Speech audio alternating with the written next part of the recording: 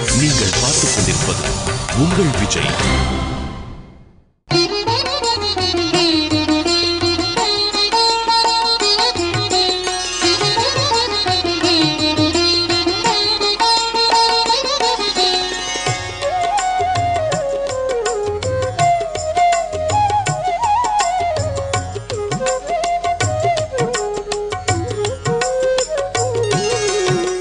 रंके समां पाहि रंके समां पाहि रंके समां पाहि रंगप्रभो लक्ष्मीनाथ समारंभां नादयामुनमध्यमाम् अस्मत्आचार्यपर्यन्तां वन्दे गुरुपरम्परां नमः श्रीरङ्गनाथाय कावेरी मध्यशायिने अर्चावतार श्रेष्ठाय सर्वमंगलदायिने.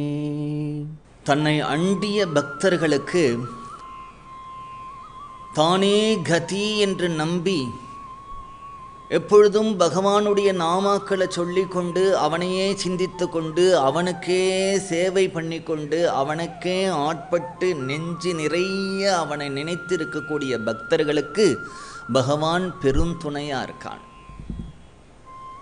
மற்றவர்களே பகவான் அருந்துணையாக இருந்து காப்பாற்றுறான், எல்லாரையும் காப்பாற்றுறான். ஆனால் அடியார்கள் விஷயத்திலே அவர்கள் பண்ணக்கூடிய ஒரு பக்தியினுடைய விசேஷத்தினாலே தானே கதி தானே புகலிடம் என்று நினைத்து அவர்கள் வேறு எதையுமே நம்பாதவர்களாகவும் சிந்தனை பண்ணாதவர்களாகவும் இருப்பதனாலே அவர்கள் விஷயத்திலே பகவானுக்கு ஒரு தனி பரிவு இருக்கிறத பார்க்கிறோம். அவர்களை மட்டும் பகவான் ரட்சிக்கின்றான் என்று நினைத்து விடக்கூடாது. எல்லாரையும் ரட்சிக்கிறான். எல்லாரையும் எப்படி ரட்சிக்கிறான், அவர்களை எப்படி ரட்சிக்கிறான் அப்படின்னுட்டா, ஒரு அம்மா இருக்கா. அந்த அம்மாவுக்கு தன் வீட்டில் இருக்கக்கூடிய ஒரு குழந்தைய பற்றி கவலை. ஒரு 17-18 வயசு பையன் பள்ளிக்கூடத்தில் எக்ஸாம் எழுத போகிறான். போனால் இந்த தரம் ஒரு பேப்பர் பை எடுத்து அடுத்த தரம் 2 பேப்பர் பை எடுத்து நிறையா அரியர்ஸ் வச்சுட்டுருக்கான். அது மட்டும் இல்லாமல் பக்கத்து வீட்டு குழந்தைகள் எல்லாம் பார்க்கும் பொழுது அந்த அம்மாவுக்கு ஏக்கமாக இருக்குது. அந்த குழந்தைகள்லாம் நன்னா படிக்கிறது, ஃபஸ்ட்டு மார்க் வாங்கிறது, பெரிய காலேஜில் சேர்ந்துடுறது. இவன் படித்து அதுக்கு மார்க் வாங்காட்டா கூட பரவாயில்ல, படிக்காமல் எப்போ பார்த்தாலும் ஃப்ரெண்ட்ஸுன்னு சுற்றின்னு இருக்கான். சரியாக நேரத்துக்கு வரதில்லை. எங்கே போகிறான்னு கேட்டால் அவனுக்கு கோபம் வருது, சொல்ல மாட்டேங்கிறான். சில பேர் நமக்கு தெரிந்தவர்கள் எல்லாம் அவனை பற்றி புகார் பண்ணுறான். உங்கள் பையனை அங்கே பார்த்தேன் இங்கே பார்த்தேன், அவன் உன்னுடைய நடத்தை ஒன்றும் சரியாக இல்லை, கொஞ்சம் கண்டித்து வைங்கோ அப்படின்னு சொல்கிறான். ஆனால் கண்டிக்கிற வயசெல்லாம் தாண்டிட்டான், கோபப்படுறான், எதுவுமே அடங்க மாட்டேங்கிறான். அம்மாவுக்கு குழந்தை இப்படி இருக்கானேன்னு வருத்தமாக இருக்குது. அப்பாவுக்கு கோபம் வருது. அவர்கிட்ட 2 பேர் உங்கள் புகார் சொல்லிட்டு போகிறான். உங்கள் பையனை அந்த இடத்துல பார்த்தேன் இந்த இடத்துல பார்த்தேன் அந்த கடையில் பார்த்தேன்னு உடனே அவள் அப்பா சொல்கிறார், குழந்தை வீட்டுக்குள்ளே வந்தானா காலை ஒட்டி அவனை உள்ளே விடாத, வந்தானா துரத்தவன், இந்த வீட்டிலேயே இருக்க வேண்டாம், சனியன் எக்கேடுகிட்டு போகட்டும் அப்படின்னு கோபமாக அவர் கத்திட்டு படுத்துன்றார். ராத்திரி 10 மணிக்கு இந்த பையன் வரான். அப்பா தூங்கி போயிட்டார் அப்படிங்கிறதுனாலே கதவை திறந்து மெதுவாக அந்த பையனை வீட்டுக்குள்ளே சாப்பிட்றதுக்கு உட்காத்தி வைக்கிறா அம்மா. அப்பா தூங்கின்னு இருக்கா, சத்தம் போடாத, இவ்வளவு நாழி உன்னை பற்றி எல்லாரும் புகார் சொன்னதுனால கோபமாக இருக்கா, சாப்பிட உட்கார். அவன் சாப்பாடு போடும் பொழுது தட்டில் வச்சுட்டு அந்த அம்மா பரிவோடு சொல்கிறா, ஏண்டா அப்படி நடந்துக்கிற, ஏண்டா இப்படி கெட்ட பேர் வாங்கிட்டு வர, எல்லாரும் உன்னை பார்த்து கரிச்சு கொட்டுறாளே, கொஞ்சம் படிக்கக்கூடாதா, வீட்டை விட்டு போகாதரா. அவனுக்கு என்ன ஆச்சுன்னா விட்டும்னு கோபம் வருது. சாப்பிட்ற நேரத்தில் ஆரம்பிச்சிட்டியா அவன் உபதேசத்தை அப்படின்னு சாப்பிடாம கிளம்பி போகிறான். அம்மாவுக்கு கொஞ்சம் வருத்தம். என்ன வருத்தம்னா, இவன் சாப்பிட உட்காந்து ஒரு பிடி சாப்பிட்டுட்டு போயிருக்கக்கூடாதோ கோச்சுண்டு சாப்பிடாம பாதி சாப்பாடில் எழுந்து போயிட்டானே. அவனை கூப்பிடுறா, வாடா சாப்பிட்டுட்டு போடா, உன் சோறு வேணாம் ஒன்றும் வேணாம், எப்போ பார்த்தாலும் என்னை பற்றி ஏதாவது சொல்லிகிட்டே இருக்கிறது, கோச்சுண்டு போனான். வீட்டு வாசலில் அந்த அம்மா எட்டி பார்க்குறா, அவன் எங்கே போகிறான் அப்படின்னு. ஒரு 10-20 வீடு தள்ளி ஒரு சத்திரம் இருக்குது. அந்த சத்திரத்து வாசலில் போய் படுத்துக்கிறான். இந்த அம்மாவுக்கு இவன்கிட்ட எவ்வளவு துஷ்டதனங்கள் இருந்தாலும் கூட கருணை தான் பெற்றதுனால பையன் அப்படிங்கிறதுனால அவள் என்ன பண்ணுறா அப்படின்னா, ஐயோ சாப்பிடாம போயிடுத்த குழந்தை, ராத்திரி பசி தாங்க மாட்டானே, நாமும் கூட அவன் சாப்பிட்டப்புறம் பேசியிருக்கலாமோ, அவசரப்பட்டுன்னு சொல்லிட்டோமோ அப்படின்னு கொஞ்சம் வருத்தப்படுறா. வருத்தப்பட்டுட்டு என்ன ஆச்சு அப்படின்னா, கொஞ்ச நாளைக்கு கழித்து இந்த சத்திரத்தோட மேனேஜர் இருக்காரே, வாச வழியாக போகிறார். அந்த அம்மா அவரை கூப்பிடுறா, சார் கொஞ்சம் இங்கே வாங்கலேன், எங்கள் வீட்டு பையன் கொஞ்சம் கோச்சுண்டு உங்கள் சத்திரத்தை திண்ணையில் படுத்துன்னு இருக்கான், நான் கொஞ்சம் சாப்பாடு மோர் சாதமாக கட்டித்தரேன், நீங்கள் கொண்டு போய் அவன்கிட்ட கொடுத்துடுங்கோ, ஆனால் நான் கொடுத்தேன்னு சொல்லாதீங்கோ, நீங்களாக போடுற மாதிரி போட்டு. அந்த சத்திரத்து மேனேஜரும் நல்லவராக இருக்கிறதுனாலே அந்த தயிர் சாதத்தை வாங்கிட்டு போய் அவர் சத்திரத்திலிருந்து போடுற மாதிரி போட்டுட்டு அவன் சாப்பிட்ட பிறகு வாசலில் வந்து தன் வீட்டு வாசலில் அம்மா இருக்காளான்னு எட்டி பார்க்குறான். அம்மா இருந்த உடனே அவனுக்கு குஷி. நீ சோறு போடலைன்னா எனக்கு சோறு கிடைக்காதுன்னு நினைக்கிறியா, சத்திரத்தில் எனக்கு சோறு போட்டால் 1000 இடத்துல எனக்கு சோறு கிடைக்கும் அப்படிங்கிறான். அம்மாவுக்கு சந்தோஷம், ஏதாவது இந்த பையன் அந்த விதத்துலையாவது சாப்பிட்டானே. அது மாதிரி தான் பகவான் உலகத்தில் யார் உனக்கு சாதம் போட்டாலும் நல்லது பண்ணினாலும் பகவான் தான் அதை பண்ண வைக்கிறான். சில பேருக்கு நேரிடையாக பண்ணுறான், சில பேருக்கு மறைமுகமாக பண்ணுறான். ஏன்னா அவனை ஏற்றுக்காததுனால, நம்பாததுனால. பகவான் ஏன் இத்தகைய ஆழ்வார்களை உலகத்துக்கு கலியுகத்தில் அனுப்புகிறான் அப்படின்னுட்டா, தானே இறங்கி வந்துடலாமே அப்படின்னா தானாக இறங்கி வரலாம். ஆனால் பகவானுடைய எல்லா அவதாரத்திலையும் ஒரு விஷயத்தை பாருங்கோ. மத்ஸ்யாவதாரமாக வந்து பகவான் வேதத்தை காப்பாற்றும் பொழுது மது கைட்டப்பர்களை வதம் பண்ணினான்.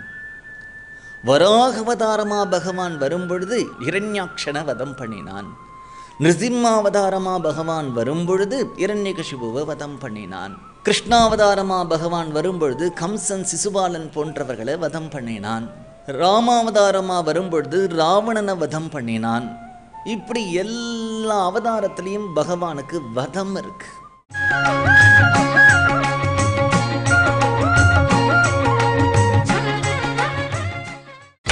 நீங்கள் பார்த்துக் கொண்டிருப்பது உங்கள் விஜய். இப்படி எல்லா அவதாரத்திலையும் பகவானுக்கு வதம் இருக்கு. அதனாலே பகவான்கிட்ட நமக்கு ஒன்று தெரியறது, சிஷ்ட பரிபாலனம் இருக்கு, துஷ்ட நிகிரகம் இருக்கு. நல்லவர்களை காப்பாற்றுவான், துஷ்டர்களை அழிப்பான். பகவானுக்கு அது பிடிக்கலை. என்ன நினைக்கிறான் அப்படின்னா, நல்லவர்களையும் காப்பாற்றணும், கெட்டவர்களையும் நல்லவர்களாக ஆக்கணும் அப்படிங்கிறது பகவானுக்கு மனதில் ஒரு சங்கல்பம் எழுந்ததுனாலே, நாம் அவதாரம் பண்ணி பண்ணால் பொறுத்து பார்ப்போம், இந்த பையன் வழிக்கு வரலைன்னா 2 போட்டுடுவோம், அதனால் நாம் கீழே இறங்க வேண்டாம், நிகிரகம் தெரியாத அனுகிரகம் மட்டுமே தெரிந்த ஆழ்வார்களை உலகத்துக்கு அனுப்புவோம் அப்படின்னு சங்கல்பம் பண்ணி தான் பகவான் உலகத்துக்கு ஆழ்வார்களை அனுப்பினான். ஆழ்வார்கள் கிருபை தான் பண்ணுவாளே தவிர, கருணை தான் பண்ணுவாளே தவிர, ஒரு ஆழ்வாராவது ஒருத்தரை அழித்தார், சபித்தார், தூத்தினார் அப்படிங்கிறதே கிடையாது. என்ன பண்ணுவானா, திருத்தி பணி கொள்வான். பங்கிலர் ஆயினும் அவர்கள் எப்பேற்பட்டவா இருந்தாலும் கைவிடவே மாட்டார்கள். அவர்களோட மண்ணாடி அவர்களை நல்வழிக்கு கொண்டு வரத்துக்கு பார்ப்பான். அதனாலே பகவான் சங்கு சக்கரம், கையில் இருக்கக்கூடிய கோதண்டம், கையில் இருக்கக்கூடிய கத்தி, இவ்வளவு வச்சுண்டு சாதிக்க முடியாதது ஆழ்வார்கள் சுலபமாக கையில் ஒரு ஜபமாலே தம்புரா இதை வச்சுண்டு அவர்கள் சாதிச்சுட்டா அப்படிங்கிறது தான் ஆழ்வார்களுக்கு இருக்கக்கூடிய ஒரு பெரிய, பகவானுக்கும் இருக்கக்கூடிய வித்தியாசம். பாகவதத்திலேயே கழு பவிஷ்யந்தி நாராயண பராயணாக அப்படின்னு சொல்லும் பொழுது முதல்ல சொல்றார் தாமிரபரணி நதியற்ற அப்படிங்கிறார். தாமிரபதியின் நதிக்கரையில் தோன்றின நம்மாழ்வாரையும் மதுரகவி ஆழ்வாரையும் தான் பாகவதம் முதல்ல சொல்கிறது. அப்புறம் வைகை ஆற்றங்கரையில் வந்த பெரியாழ்வார் ஆண்டாளை சொல்கிறது. பிறகு பாலாற்றங்கரை, பினாக்கினி, இந்த நதி தீரத்தில் வந்த முதல் 3 ஆழ்வார்களை சொல்கிறது. இப்படி தான் ஆழ்வார்களுடைய வைபவம் போயிட்டே இருக்கு. அதில் திருமாலை அப்படிங்கிறது தொண்டடிப்படி ஆழ்வாருடைய ஒரு அழகான பாசுரம். பகவன் நாமத்தினுடைய பெருமையை சொல்ல வந்த பாசுரம். இந்த பகவானுடைய திருநாமத்தை 3 பேர் 3 விதமாக அதை பயன்படுத்திக்கிறா அப்படிங்கிறார். 3 பேர் 3 விதமாக இதை எப்படி பயன்படுத்திக்கிறா அப்படின்னு பார்த்தா, இந்த கிளிஞ்சல்ல தானே முத்து இருக்கும். கடற்கரை ஓரமாக விளையாடக்கூடிய குழந்தைகள் சில சமயம் அந்த கிளிஞ்சலை உடைச்சு பார்த்தா அந்த கிளிஞ்சல்ல நன்முத்துக்கள் இருக்கும். அந்த நன்முத்துக்கள் எல்லாம் அந்த குழந்தைகள் பொறுக்கிண்டு வரும். பொறுக்கிண்டு வந்த உடனே அந்த கடற்கரையிலேயே மீன் பிடித்து விளையாடி கொண்டு இருக்கக்கூடிய குழந்தைகளுக்கு அந்த நன்முத்தினுடைய மதிப்பு தெரியாது. அந்த நன்முத்தினுடைய மதிப்பு தெரியாததுனால அவர்கள் என்ன பண்ணுவா, அந்த குழந்தைகள்லாம் அப்படியே ஓடி வந்து ஏதாவது ஒரு கடை வியாபாரி இருந்தாரானால் அந்த வியாபாரிட்ட அந்த நன்முத்தை கொடுத்து அவர்கள் கொடுக்கக்கூடிய 10 ரூபாயை வாங்கிட்டு வந்து ஒரு ஐஸ்கிரீம் சாப்பிட்டுட்டு அந்த குழந்தை போயிடுமாம். அவனுக்கு அதுவே பெரிய விஷயம். வியாபாரி வாங்கினா இல்லையா, நல்ல முத்து, அது கிடைக்காது இந்த முத்து. இந்த முத்தை என்ன பண்ணுவார் அந்த வியாபாரி அப்படின்னா, அந்த தேசத்து ராஜாட்ட போய் நம்ம இந்த முத்தை விற்றோமானால் நமக்கு பல லட்சங்கள் கிடைக்கும் அப்படின்னுட்டு அந்த முத்தை எடுத்துட்டு போய் இந்த ராஜாட்ட போய் விற்று அதனுடைய கிரயம் நல்ல பல லட்சங்களை வாங்கி பேங்க்கில் போட்டுட்டு சந்தோஷமா இருக்கார். அவருடைய பேங்க் பேலன்ஸ் எரித்து. முதல்ல ஒரு குழந்தை 10 ரூபாய்க்கு வித்துட்டு போனான். அடுத்து வந்தவரோ பல லட்சங்களுக்கு வித்தார். ராஜா என்ன பண்ணினான், யாருக்கிட்டையும் விற்கல, அந்த முத்தே அழகா மாலை பண்ணி தான் கழுத்துல போட்டு சந்தோஷப்பட்டார். ராஜாவுக்கு அந்த முத்து தன்னுடைய கழுத்தை அலங்கரிக்கிறதே சுகம், சந்தோஷம், பெருமை. அதனால என்ன அப்படின்னா, பகவன் நாம கீர்த்தனமும் பகவத் அனுபவமும் பகவானை ஆசிரிக்கிற பக்தர்களும் இந்த முத்து வியாபாரிகள் மாதிரி 3 விதமா இருக்கா. என்ன அப்படின்னார், ஒருத்தர் பகவானுடைய கீர்த்தனங்களை பண்ணி எனக்கு வியாதி போகணும், எனக்கு ப்ரமோஷன் வரணும், எனக்கு வேலை கிடைக்கணும், எனக்கு குழந்தை பிறக்கணும், எனக்கு கல்யாணம் ஆகணும் அப்படிங்கிறா. இது அந்த முத்து எடுத்துட்டு போய் இந்த குழந்தைகள் 10 ரூபாய்க்கு விற்கிற மாதிரி. ஆனால் இன்னொருத்தர் அந்த முத்தை எடுத்துட்டு போய் ராஜாட்ட பல லட்சங்களுக்கு வித்தாரே, அவர்கள் மாதிரி சில பேர் பகவானை ஆசிரிச்சு கதை கேட்டு நாம சங்கீர்த்தனம் பண்ணி பகவானுக்கு சேவை பண்ணி, பகவானே எனக்கு மோட்சத்தை கொடு, முக்தியை கொடு, முக்தியை கொடுன்னு கேட்கிறா, உயர்ந்ததை கேட்கிறா. ஆனால் இதற்கு மேலே இருக்கக்கூடியவர்கள் ஞானிகள். அந்த ஞானிகள் என்ன பண்ணுறா அப்படின்னா, பகவானை பக்தி பண்ணிட்டு எதையுமே கேட்கறதில்லை. ஏன் கேட்கறதில்லைன்னா, பகவத் பக்தியே அவர்களுக்கு சுகமாக இருக்கும் பொழுது வேற ஒன்று என்னத்துக்கு அவர்களுக்கு தேவை. அதை கேட்டுன்னு இருக்கிறதே, ஒரு பாசுரத்தை எடுத்து என்னையோ அன்னை மீர்கால் என்னை முனிவது நீர் நங்கள் கோல திருக்குறுங்குடி நம்பியை நான் கண்ட பின் சங்கினோடும் நேமியோடும் தாமரை கண்களோடும் செங்கனி வாய் ஒன்றினோடும் செல்கின்றதன் நெஞ்சமே அப்படின்னு அந்த பாசுரத்தை எடுத்து அதனுடைய ஒரு வியாக்கியானத்தை பார்த்து அனுபவிக்கிறதே. ஆஹா ஆஹா, எப்படி ஆழ்வார்கள் பாடியிருக்கா, எப்படி அதுக்கு ஒரு வியாக்கியானம் பண்ணியிருக்கானா, அந்த சுகமே போதும். இதுக்கப்புறம் மோட்சம் என்ன வேண்டி கிடக்கு.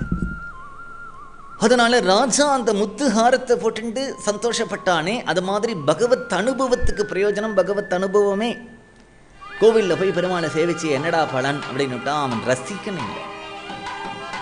பெருமாளோட புறப்பாடு பார்த்திய ஆனந்தம், கதை கேட்டிய ஆனந்தம், கீர்த்தனம் பண்ணினிய ஆனந்தம், சந்தோஷம். இதில் கிடைக்கிற சந்தோஷம் எதில் இருக்கு? எது உலகத்திலேயே அழகானது அப்படின்னா, நிறைய பேர் சொன்னா இப்படி இருக்கிறது அழகு, அப்படி இருக்கிறது அழகு, அப்படி இருக்கிறது அழகு. ஒரு நாட்டில் குண்டா இருந்தா அழகு, ஒரு நாட்டில் ஒல்லியா இருந்தா அழகு. எது அழகுனார்? எதை எத்தனை தரம் ஒருத்தன் பார்த்தாலும் அவனுக்கு அழுக்கவே கூடாதோ, போதும்னே தோணாதோ, அதுதான் அழகு. பகவானை எத்தனை தரம் நீங்கள் கோவிலில் போய் திரும்பி திரும்பி திரும்பி பாருங்கோ, அழுக்கவே அழுக்காது. அர்ச்சாவதாரத்தில் இருக்கக்கூடிய பெருமாள் விபவாவதாரத்தில் கூட அப்படி இருந்தாரான்னு தெரியாது. அந்த முகத்தில் ஒரு கருணை, அவர் கையை பார்க்கும் பொழுது அவர் கொடுக்கக்கூடிய அபயம், நம்ம பார்த்து பேசுகிற மாதிரி, வான்னு கூப்பிடுற மாதிரி, ஆலிங்கனம் பண்ணிக்கிற மாதிரி, அதோடு நம்முடைய பாவங்கள் அவர்கிட்ட பிரதிபலிக்கும். நம்ம வீட்டில் இன்றைக்கு யாராவது ஒருத்தர், ஒரு ஏழை அம்மா ஒரு குழந்தையோடு வந்திருப்பா பசியோட, நம்ம அவர்களுக்கு சாதம் போடும் பொழுது அவர்களுக்கு இலையில சாதம் போட்டுட்டு கிருஷ்ணார்ப்பணம் அப்படின்னு நம்ம சொல்லி சாதம் போட்டுட்டு கோவிலில் போய் ரங்கநாதன் அந்த முகத்தை பார்த்தா நம்ம பண்ணின அந்த அன்னதானத்தினால அவன் பிரசன்னம் ஆயிருக்கிறத நம்ம உணரலாம். முகம் சந்தோஷமாக இருக்கும் பகவானுக்கு.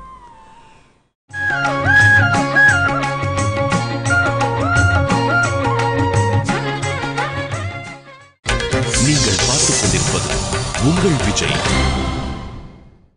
நம்ம அருவருப்பான ஒரு செய்கையை பண்ணிட்டு பகவானை போய் பார்க்கும் பொழுது பகவானுடைய முகத்தில் கோபம் இருக்காது. பகவானுடைய முகத்தை பார்த்தோமானால் வாடி இருக்கும். என் பக்தன், நீ இப்படி பண்ணலாமா? அதை அனுபவிக்கிறவர்களுக்கு அந்த ரீதி, என் நெஞ்சு கொண்டு பாருமே அப்படின்னார் இல்லையா? அந்த திருஷ்டியோட நம்ம பார்த்துட்டோமானால் அர்ச்சாவதாரத்தில் இருக்கக்கூடிய பெருமாளே எப்படி நம்மோட பேசுகிறார், எப்படி பழகிறார் அப்படிங்கிறது புரியும். நம்முடைய அந்த நிஷ்டைக்கு தகுந்த மாதிரி கோவிலில் நம்ம பிரதட்சணம் பண்ணிட்டு போனோமானால் நமக்கு ஏதாவது ஒரு பதில், நான் கீழே ஒரு பேப்பர் பறக்கும், அதை எடுத்து பார்த்தா அதில் இருக்கிற ஒரு வரி நம்முடைய மனசில் இருக்கக்கூடிய கேள்விக்கு பதிலாக இருக்கும். அப்படி இல்லை அப்படின்னுட்டா கோவிலில் 2 பேர் பேசிட்டு போவா, அது நமக்கு ஒரு பதிலாக இருக்கும். இல்லை கோவிலில் அப்படியே பெருமாள் முன்னாடி பிரார்த்தனை பண்ணும்போது மேலேந்து பொத்தன ஒரு புஷ்பம் கீழே விழும், மாலை விழும், ஒரு பதில், மணி அடிக்கும் ஒரு பதில்.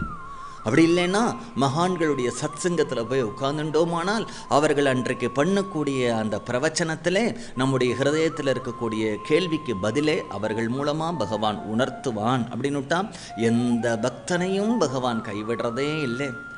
அர்ச்சாவதாரத்தில் கோவிலில் பக்தால் பகவான்கிட்ட வேலை கேட்கிறா, காசு கேட்குறா, பணம் கேட்குறா, வியாதி போகணும்னு நினைக்கிறா. உத்தமமான பக்தர்களுக்கு வேண்டுமானா அவர்களை பார்க்கும் பொழுது இப்பேற்பட்ட கற்பகுருஷத்தையும் காமதேனுக்கிட்டையும் அல்ப பொருள்களை இவர்கள் கேட்கிறாளேன்னு தோணுமே தவிர பகவானுடைய முகத்தை பார்த்தா பகவான் என்ன நினைக்கிறான்னா, என் குழந்தை எங்கிட்ட கேட்காம எங்கே போவான், அதுக்கு எங்கிட்ட தானே வந்தான், நான் கொடுப்பேன் தானே வந்தான், நான் அவனுடைய ஜெகத்பிதான் தானே வந்தான், அத்தகைய உரிமையோடு வந்தான் அப்படின்னு பகவான் பிரசன்னமாக இருக்கானே தவிர பகவான் அழுத்துக்கிறதும் இல்லை, கவலைப்படுறதும் இல்லை, அவனை பார்த்து அருவருக்கிறதும் இல்லை. பகவான் சந்தோஷப்படுறான். ஏன்னா அவன் யாருன்னா அஜ்ஞானிக்கும் அவன் தான் பிதா, ஞானிக்கும் அவன் தான் பிதா, நம்மளெல்லாம் படைச்சது அவன் தானே. அப்படி இருக்கக்கூடிய பகவானுக்கு நம்ம மேலே எப்படி அருவருப்போ நம்மளை கண்டு பிடிக்காமையோ போகும். அதனால என்ன அப்படின்னார், எந்த விதத்திலையும் நீ என்ன பண்ணு அப்படின்னார், கீர்த்தனம் பண்ணிண்டே வா. அந்த கீர்த்தனம் பண்ணிண்டே இருந்தியானால் பகவான் உனக்கு பிரசன்னம் ஆறா மாதிரி எதுலேயுமே ஆகிறதில்லை அப்படிங்கிறத தான் காண்பிக்கிறார். எல்லாருக்கும் பகவான் ரட்சிக்கிறான். பிரத்யேகமாக நீ நாம கீர்த்தனம் பண்ணிண்டே இருந்தியானால் அந்த நாம கீர்த்தனம் பண்ணக்கூடிய உனக்கு பகவான் பெருந்துணையாக வரான், நேரடியாக உன்னை காப்பாற்றுறான். பாகவதத்திலே உத்தவன்ட்ட பகவான் சொல்கிறான், ஏகாதச ஸ்கந்தத்தில் சொல்லும் பொழுது நாம கீர்த்தனம் பண்ணக்கூடிய அந்த சாதுக்களுடைய பின்னாடியே நான் போறேன் உத்தவா அப்படிங்கிறான். உத்தவன் கேட்கிறார், அப்படி நாம கீர்த்தனம் பண்ணிட்டே போகிற பாகவதால் பின்னாடி நீ போறையே எதுக்காக? அவளை காப்பாற்றுறதுக்கா அப்படிங்கிறான். பகவான் சொல்கிறான், நான் ஏண்டா அவளை காப்பாற்றணும்? நீ காப்பாற்றாம யார் காப்பாற்ற? என் நாமமே அவளை காப்பாற்று. திரௌபதி கோவிந்தாங்கிற அந்த நாமம் அவனை காப்பாற்றலையா? கஜேந்திர நாராயணா கில குரு பகவன் நமஸ்தே அப்படின்னு உடனே அந்த நாமம் அவனை காப்பாற்றலையா? எந்த இடத்துல இருந்துட்டு அவர்கள் நாம கீர்த்தனம் பண்ணினாலும் அவர்கள் ரட்சிக்கப்படுவா, நான் பின்னாடி போகணுங்கிற அவசியமே இல்லை, என்னுடைய நாமமே காப்பாற்றும். புரந்தரதாசர் ஒரு கீர்த்தனையில் சொல்கிறார், ரங்காணி கிருப பண்ணினா பண்ணு, கிருப பண்ணாட்டா போ, உன் நாமம் எனக்கு சாக்கு, அதுவே போதும். அந்த நாமம் என்னை ரட்சிக்கும், நாமம் நான் என்ன கேட்கிறனோ தரும், முக்தியை தரும் அப்படிங்கிறார் தாசர்வால். அதனாலே பகவான் உத்தவன்ட்ட சொல்கிறான், நான் அவர்களை காப்பாற்றுறதுக்காக அவள் பின்னாடி போகலை, பின்னே அவர்கள் கால்பட்ட இடத்துல இருக்கக்கூடிய மண்ணை எடுத்து என் தலையில் போட்டுண்டா என்னுடைய குக்ஷி, என்னுடைய வயனுக்குள்ள 7 லோகங்களும் அண்டசராட்சரங்களும் இருக்கு இல்லையா, அது அத்தனையும் சௌக்கியமாக இருக்கும், அவர்கள் க்ஷேமமாக இருப்பா அப்படிங்கிறதுக்காக தான் நாம கீர்த்தனம் பண்ணக்கூடிய அடியார்கள் பின்னாடி நான் ஓடிண்டே இருக்கேன் அப்படிங்கிறான். பின்னாடி ஓடுறான் அப்படின்னுட்டா நாம கீர்த்தனத்துக்கு அவனுடைய கீர்த்தனம் பண்ணக்கூடியவர்களே பகவான் எப்படி மேலும் கீழும் பக்கத்திலையும் உள்ளும் புறமும் இருந்து ரட்சிக்கிறான் அப்படின்னுட்டா சுலபமான ஒரு வழி நாக்கு இருக்கு, நாமா இருக்கு, சொல்லிண்டே இருந்தா போரும். பகவான் இதில் எவ்வளவு பிரசன்னன் ஆறானோ வேறு எதுலையும் ஆகிறதில்லை.